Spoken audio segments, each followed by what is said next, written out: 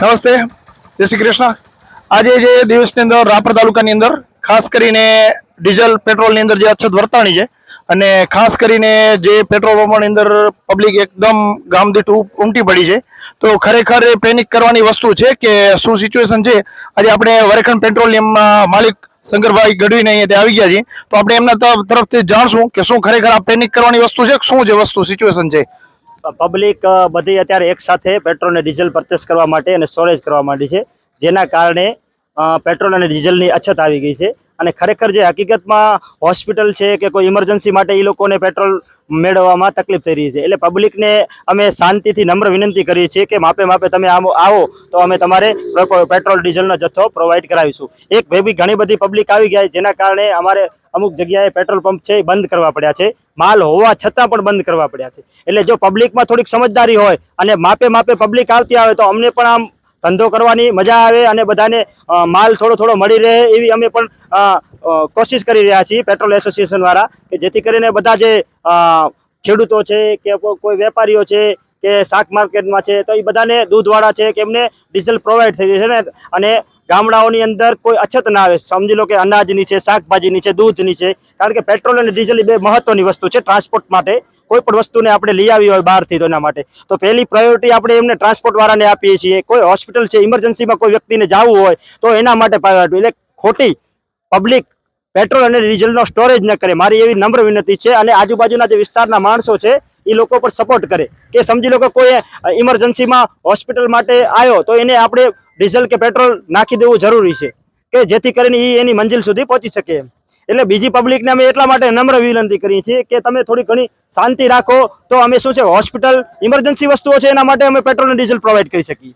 ખાસ મારી ખેડૂતોને પણ સૂચનાઓ છે કે અત્યારે 1-2 દિવસ તમારી કોઈ ખેડ કે એવું નહીં થાય તો અત્યારે 2 દિવસ તમને કોઈ પ્રોબ્લેમ થશે નહીં, કારણ કે અત્યારે વાવણીની સિઝન નથી.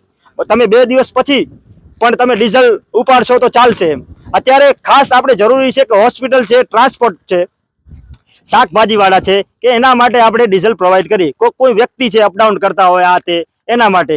તો મારી પબ્લિકને જાહેર એવી વિનંતી છે કે બધા શાંતિ અને સુલેહ જાળવે અને પેટ્રોલ પંપના જે સ્ટાફ છે એની સાથે વ્યવસ્થિત યોગ્ય વર્તન કરે અને સાથ સહકાર આપે તો અમે પણ આગળ કાર્યવાહી કરી શકીએ. તો શંકરભાઈ, ખરી રીતે જે સિચ્યુએશન ઊભી થઈ છે એ ખાસ કરીને પબ્લિકને, રાપર તાલુકાની પબ્લિકને જણાવવામાં આવે કે જે સિચ્યુએશન છે 1-2 પૂરતી જ હાલ પૂરતી છે, બાકી રેગ્યુલર જતો રૂટીનની અંદર ચાલુ 1-2 દિવસની તો થઈ જવાની શક્યતા ખરી. તો ખાસ કરીને પબ્લિકને વિનંતી છે કે અફરાતફરી અથવા સ્ટોરેજ કરવાનું જે વધારે પડતું ડીઝલ પેટ્રોલ છે એ જતો જાળવવાની કોશિશ ના કરે, રેગ્યુલર રૂટીનની અંદર વાપરે. એ આપણે ખાસ કરીને પ્રજાને બધાને પોતાની ફરજ જાણીને એ નિભાવવું જરૂરી છે, કે જેથી તાલુકાની અંદર કોઈ બી વસ્તુની ગેરસમજ ઊભી થઈને અફરાતફરી ના મચે. તો એની ખાસ કરીને શું પબ્લિકને જાણવા મળે કે જે પેટ્રોલ પંપને આપણે જે ભરાવો થઈ રહ્યો છે, જે વધારે પડતા હેરાન પરેશાન બધા ખેડૂતો થઈ રહ્યા છે, તો ખરેખર આની ગંભીર વસ્તુ છે કે નોર્મલ આ રૂટીનની અંદર 1-2 દિવસની થઈ જવાની શક્યતા ખરી છે. પેટ્રોલ અને ડીઝલનો ભારત ઇન્ડિયન ઓઇલ કોર્પોરેશન સાથે ઘણો બધો જથ્થો છે. એટલે કોઈ એવું અછત થવાની કે મળવાનું નથી એવું નથી. રેગ્યુલર ટ્રાન્સપોર્ટની 1-2 ગાડીઓ આવતી રહેશે અને પબ્લિકને માલ મળતો રહેશે. પણ જે પબ્લિક જે બેલરમાં અને જે સ્ટોરેજ કરે છે ને એવી રીતે નવણી પડે. અમે કોઈ પણ ખેડૂત આવશે તો 20-30 લીટર ડીઝલ પ્રોવાઈડ કરીશું. પેટ્રોલ છે તો પેટ્રોલ સમજી લો કે 1 લીટર 2 લીટર એવી રીતે પ્રોવાઈડ કરીશું, જેથી જેની જરૂરિયાત હોય એ પ્રમાણે. અને જો પબ્લિક એ પ્રમાણે આપણને સાથ આપશે તો આપણે એ પ્રમાણે એમની સાથે કોર્પોરેટ કરશું એમ. સમજી લો કે જે માણસને અત્યારે સમજી લો કે અત્યારે ખેડૂતોને એવડી બધી ખાસ ઉતાવળ કરવાની ખાસ જરૂર નથી, કારણ કે અત્યારે કોઈ વાવણીની સિઝન નથી. અને એવું નથી કે પેટ્રોલ ડીઝલ થઈ જ રહેવાનું છે, માલ ઉપરથી આવવાનો જ છે સરકાર તરફથી. પણ એમાં શું છે, અત્યારે બધા એક જાતની બધે અફવા ફેલાઈ ગઈ છે કે પેટ્રોલ ને ડીઝલ થઈ જવાનું છે, એટલે માણસો સ્ટોર કરી રહ્યા છે. ગાડી છે, અમુક ગાડીઓ ફૂલ કરાવી રહ્યા છે, અમુક બેલરો ફૂલ કરાવી રહ્યા છે, પોતપોતાની રીતે જથ્થોને સ્ટોર કરે. આ સ્ટોર કરે એટલે થોડોક છે શોર્ટેજ આવવાની જ છે, એ મહત્વની વસ્તુ છે. એટલે ગાડીઓ રૂટીન મળતી જ રહે છે. અમારા પેટ્રોલ પંપે પણ આજે 2 ગાડીઓ પ્રોવાઈડ થવાની જ છે.